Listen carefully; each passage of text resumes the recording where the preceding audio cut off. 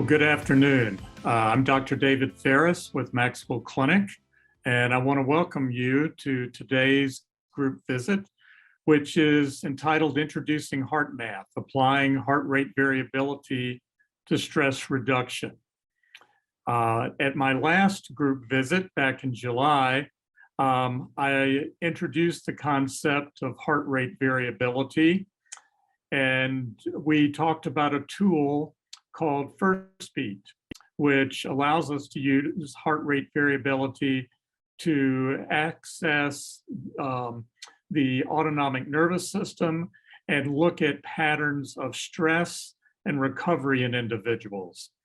Today, we're going to take that a step further, and I want to explain how using heart rate variability and the science underlying that can help us to use a tool called HeartMath to reduce stress and improve the functioning of our autonomic nervous systems. So without further ado, let's jump in. Let's see. So let's start with a little terminology. For those of you who attended or have viewed the recording of my group visit on First Beat, this will be a bit of a review. For those of you who have not seen that group visit, then this will lay the foundation for what we're going to be talking about today regarding HeartMath.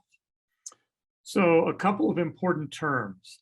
Heart rate, as most people understand, is simply the frequency of at which one's heart beats. So if we measure, take our pulse, and it's 70 beats per minute, we call that the heart rate. The heartbeat interval is actually the time between consecutive heartbeats, and we measure that in milliseconds, and I'll show you a diagram of that in a second. But what we're most interested in today is the concept called heart rate variability, which is the amount of variation in the heart rate from beat to beat. So here we have a diagram of an EKG, an electrocardiogram. And we see each of these QRS complexes representing an individual heart rate. And you see a horizontal line drawn between each of those R complexes, the big spike there that you see, and a number. That number represents the number of milliseconds between each successive heartbeat. So we see the first interval is 828, and then that increases to 845, decreases to 754, and then further to 742. And this is a good illustration of the variation in heart rate from beat to beat. And as we talked about during my last group visit on First Beat analysis, this gives us valuable insight into the functioning of our autonomic nervous systems. And I'll talk more about that in just a minute.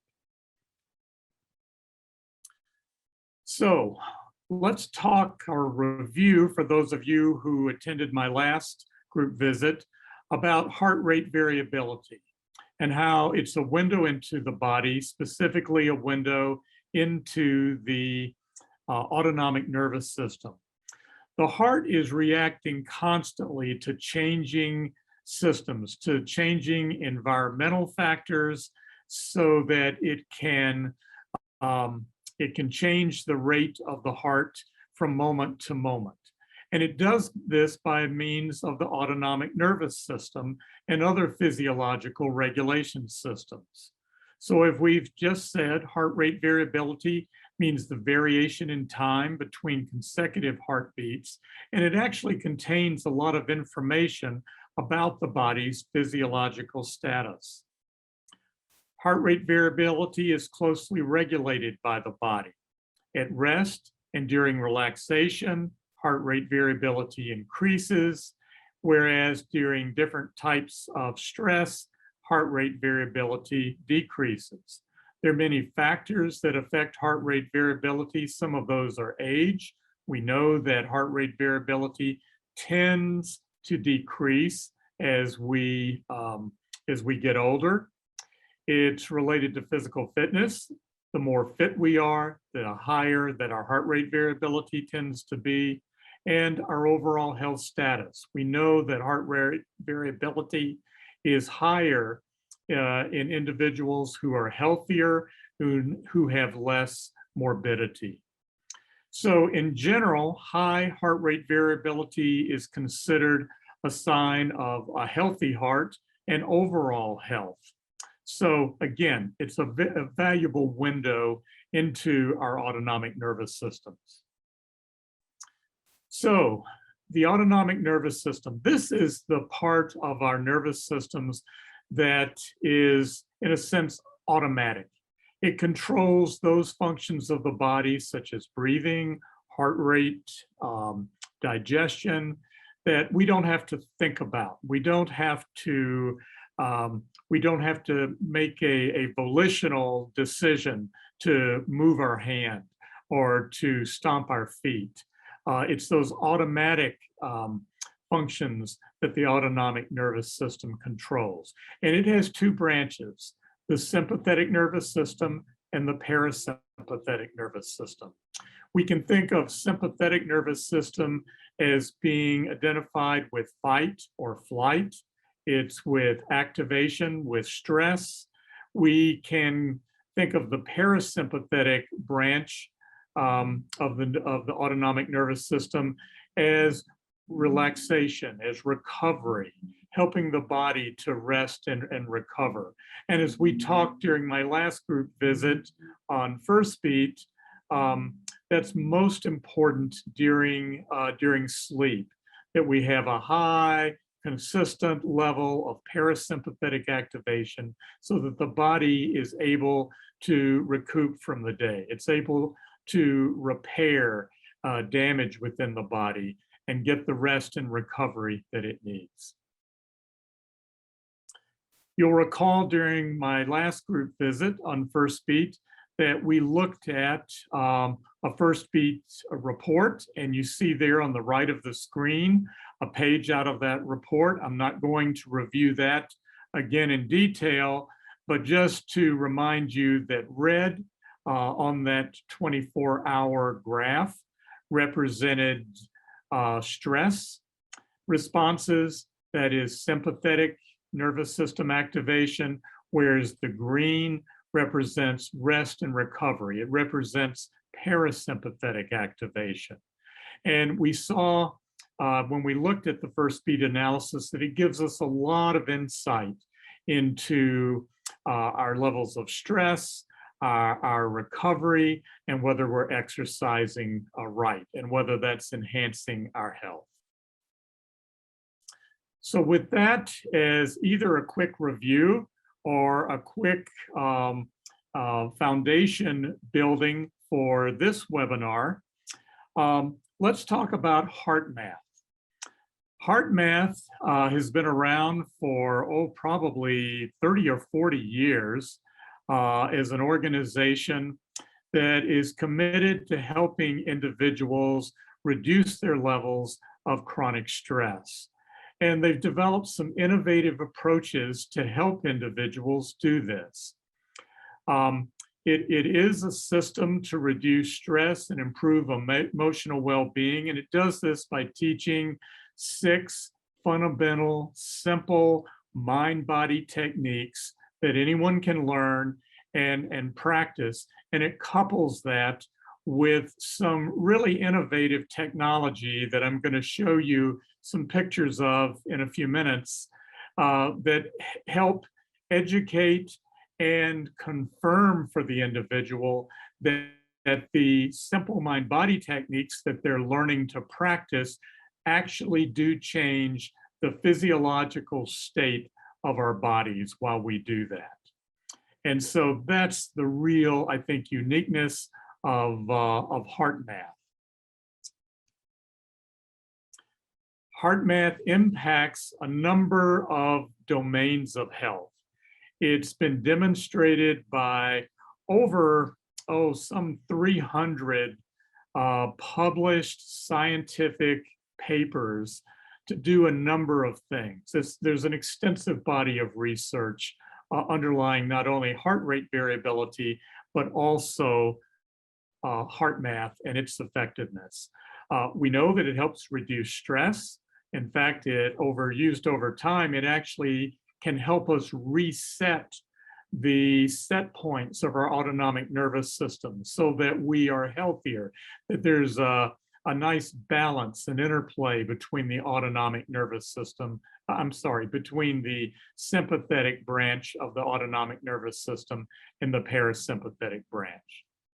In most people, practicing the HeartMath techniques enhance sleep and improve sleep. And we know that that helps our recovery. It helps us recharge our batteries. It helps with emotional regulation. It helps us balance out our emotions so that we're not as likely to be so adversely impacted by a stressful event during the day. We can be more regulated. We can respond to that activating event in a more measured and a more calm way. HeartMath has been demonstrated to help with the focus, our ability to concentrate, and also just helping us to tap into our emotions and to understand better what we're really feeling. So it has a number of impact domains, and I wanted to point those out before we went any further. So next, I want to play a brief, just a few minutes video that is done by Dr. Roland McCready, who is the Director of Research for the HeartMath Institute. HeartMath Institute is the the research division of the HeartMath organization, and Dr. McCready has led that part of the organization for many years. But this will give you just kind of an overview and a sense of some of the scientific foundation of the HeartMath system. So let's watch this video. HeartMath tools and techniques really help you access the intelligence of the heart so we can make better choices in the moment and really navigate these stressful times. What we hear from people across the world, across all professions, is that stress, anxiety, and overwhelm are really out of hand. And a lot of this is due to so much change that's happening. And the way our brains work, we don't like change. Humans do not like change, especially unexpected change or change that we're not in control of. And as it turns out, one of the most effective ways to really reduce stress and anxiety and even feelings of overwhelm is to learn how to access the intelligence of the heart and shift the rhythms of the heart, which sends a different neural message to the brain. So one aspect of our research is really focused on developing simple, practical, user-friendly tools and techniques that allow people to really manage their stress. So a lot of people, probably even today, if you think about it, have had a situation where you were being told to do something or you wanted something, but there was a deeper sense or a deeper feeling that it's probably not the best choice. So that's what I mean by that lack of alignment. And that can really be a huge source of stress for people until they learn how to really get the alignment between the heart and brain, which is where coherence comes in. That's when the heart, mind, and emotions are aligned and working together harmoniously. Our basic research done here at the HeartMath Research Center focused more on the physiology of how the heart and brain communicate. Interestingly, a lot of people are surprised to learn that the heart sends more information through the nervous system to the brain than the other way around.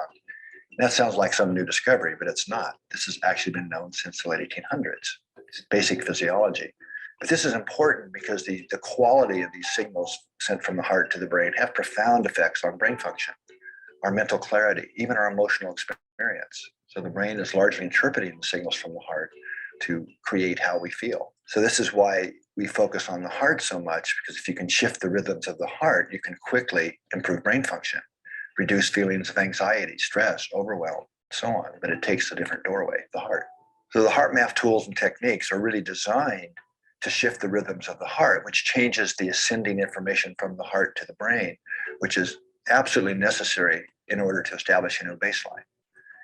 And without establishing a new baseline, we really can't, it's impossible to have sustained change or improvements in our health and our emotional experience. So when we get our systems coherent and have the alignment between heart and brain, that's really when we access that deeper intuition that we have within, inner guidance. So we have a new sense of clarity in a lot of decisions that can seem complex otherwise.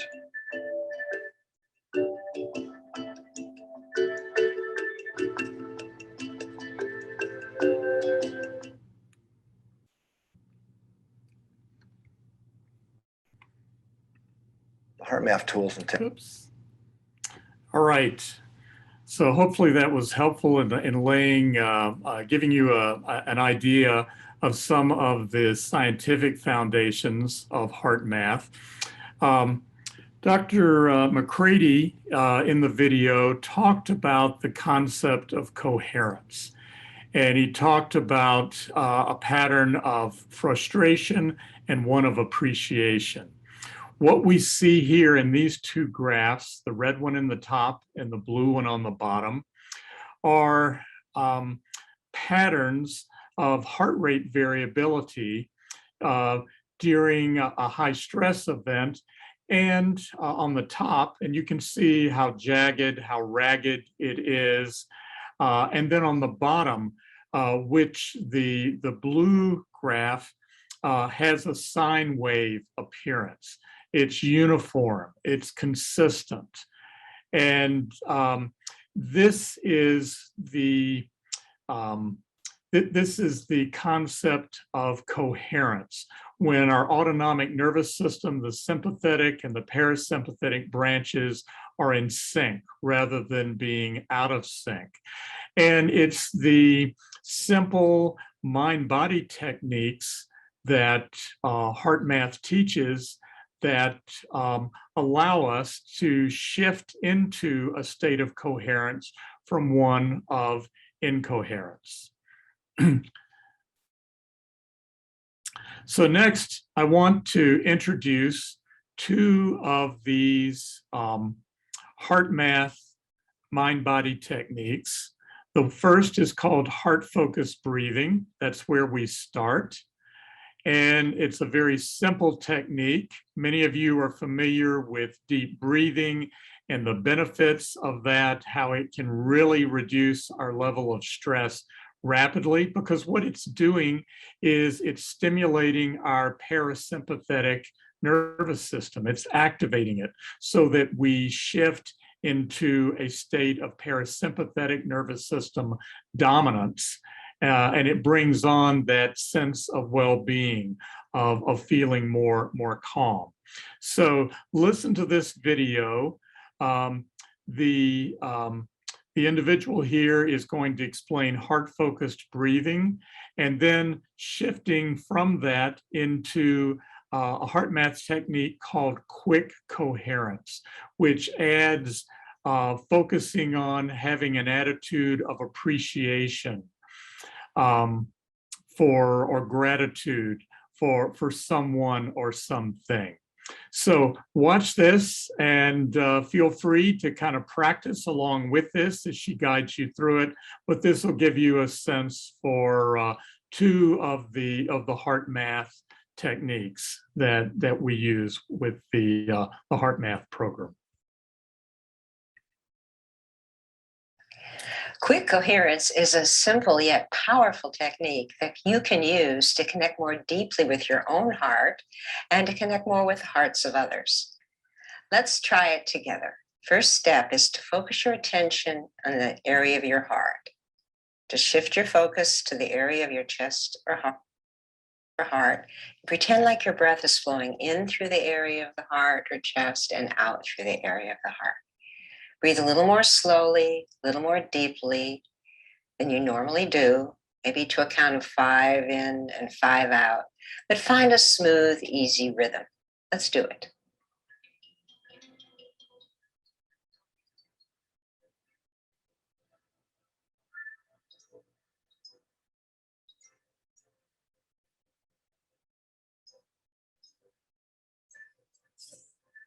Now, continue this heart-focused breathing and make a sincere attempt to re-experience a positive or regenerative feeling, like the care or appreciation you have for someone or something in your life.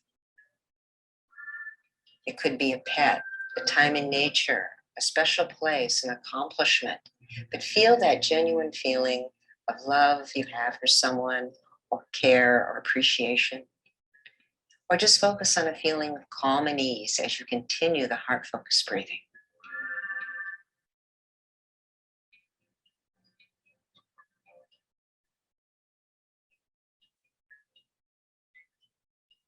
Now, this technique, quick coherence, is putting your heart rhythms into a more coherent mode, a coherent rhythm, and it has a carryover effect.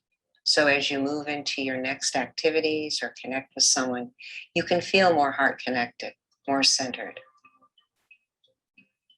You can do this simple 1-minute technique anytime, anywhere.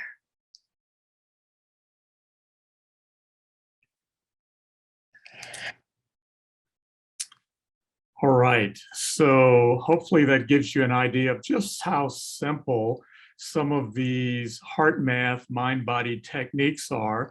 There are 4 more techniques that build on these 2 foundational techniques. But if you did nothing more than just use the heart-focused breathing along with quick coherence by focusing on a feeling of gratitude or appreciation for someone or some place or something. We know from an extensive body of research that this shifts our autonomic nervous system into a state of focus and has amazing results that carry over long term. So here you see a screenshot of one of the 2 technologies that accompany HeartMath and really help us see and learn the power of these techniques. This first is from the mWave Pro laptop technology. This is software that can be purchased and loaded onto one's laptop. You use a small sensing device which clips to the earlobe and plugs into your computer that measures the heart rate variability on which all of this is based. And you can see then as you practice going to quick coherence, what is you see in the first part of this tracing is a much more irregular, ragged pattern. And then as one moves into a state of coherence, it becomes more regular and it approaches a sine wave-like pattern.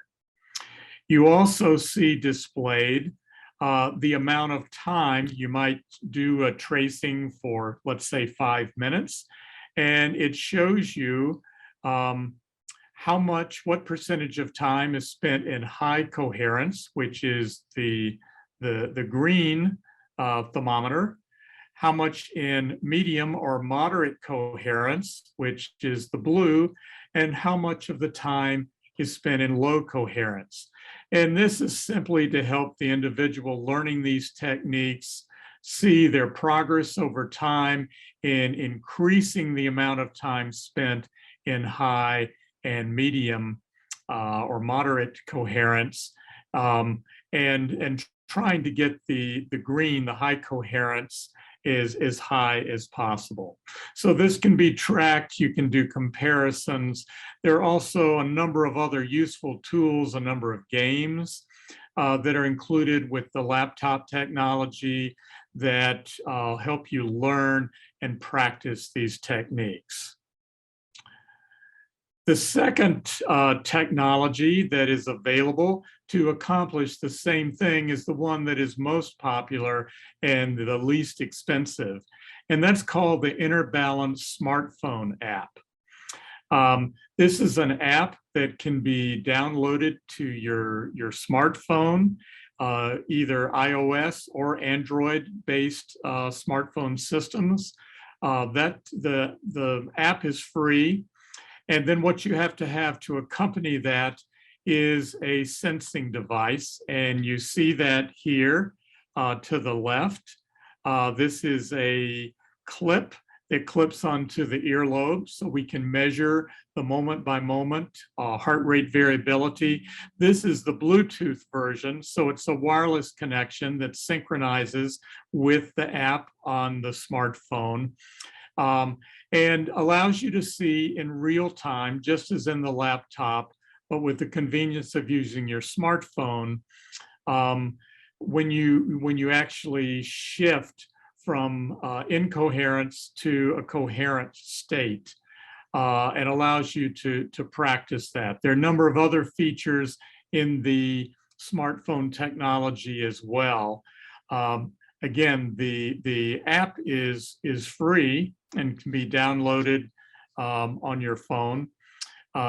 The sensing device, I think the Bluetooth runs around $135 to $150. There's a wired vision, a hardwired version, which is about $30 or $40 cheaper.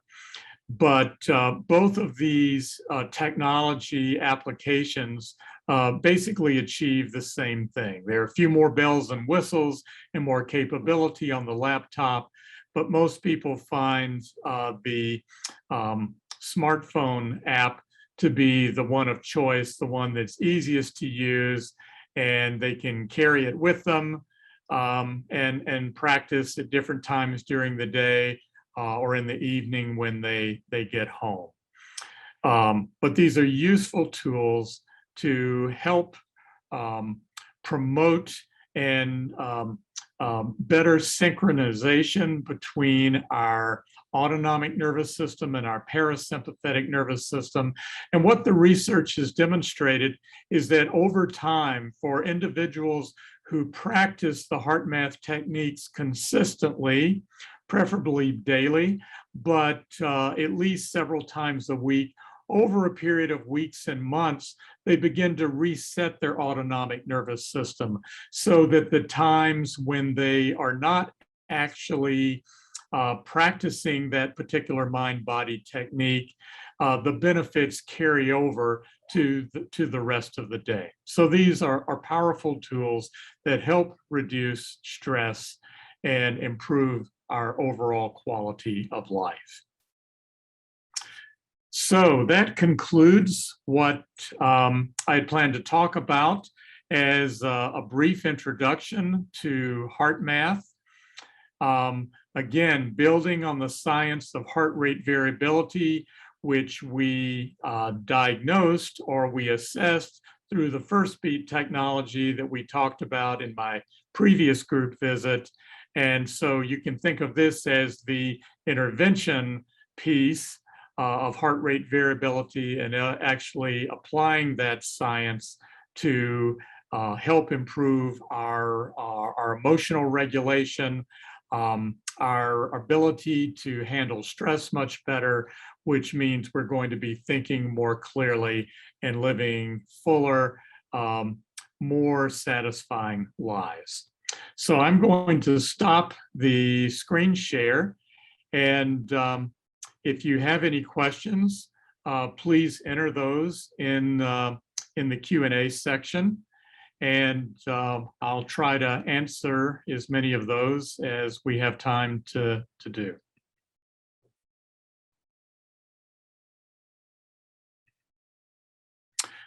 So we have a couple of questions here.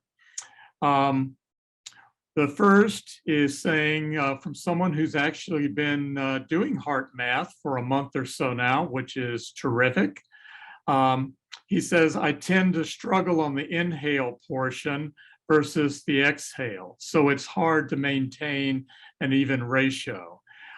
Is this typical? When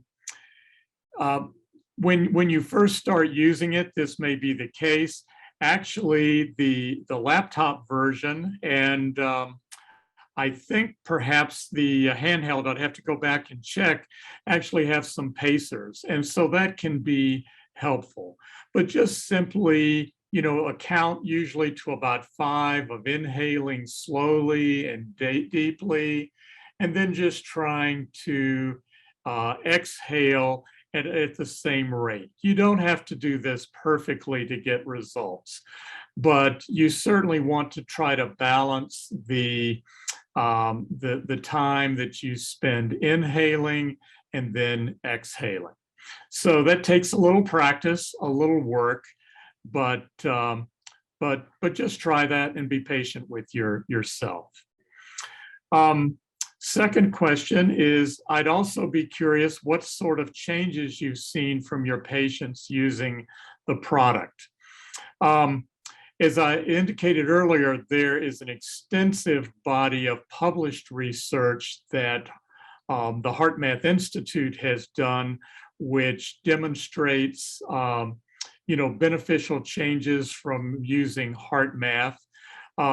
Dr. Hazy introduced HeartMath into MaxWell Clinic some years ago and used it quite a bit. We've not used it as much recently, but that was only because other things just consumed our time, and we never really abandoned it. We've also always felt that it's extremely valuable and is a simple way to improve overall health and well-being by managing stress more effectively. We've seen, I know Dr. Hazy has seen many examples of patients really improving their stress levels, reducing stress. And the results are not only demonstrated in emotional regulation and reducing levels of stress. We also see real changes in other body markers, biological markers. The HeartMath Institute has done quite a bit of research on this in the past. They have found improvements in cholesterol levels, in homocysteine levels, just in blood pressure for sure, which you would expect, resting heart rate, just a number of parameters that have been improved. I know that HeartMath has done research in call centers for companies that have a call center, whether they have a number of employees that are taking calls from customers all day long. It can be a highly stressful situation, and where they have used HeartMath with those call center employees, they saw quite a number of positive results in the health of those individuals, their ability to manage stressful situations, and I believe the improvement in satisfaction of their clients. So lots of positive changes that we have seen in our patients, and that HeartMath has seen through the various studies that it's done through the years. And then the third question is belly breathing essential to success? I would say no. We're not really doing belly breathing, and in fact, I'm not quite sure what is meant by that term. We're simply slowing the pace of our breathing. We're breathing in, inflating the lungs maximally to roughly about the count of 5, but it may be a little longer or a little less for you. And then exhaling. And then as we get into a rhythm of slowly inhaling fully, exhaling fully, then we are able to we're able to shift into that state of coherence.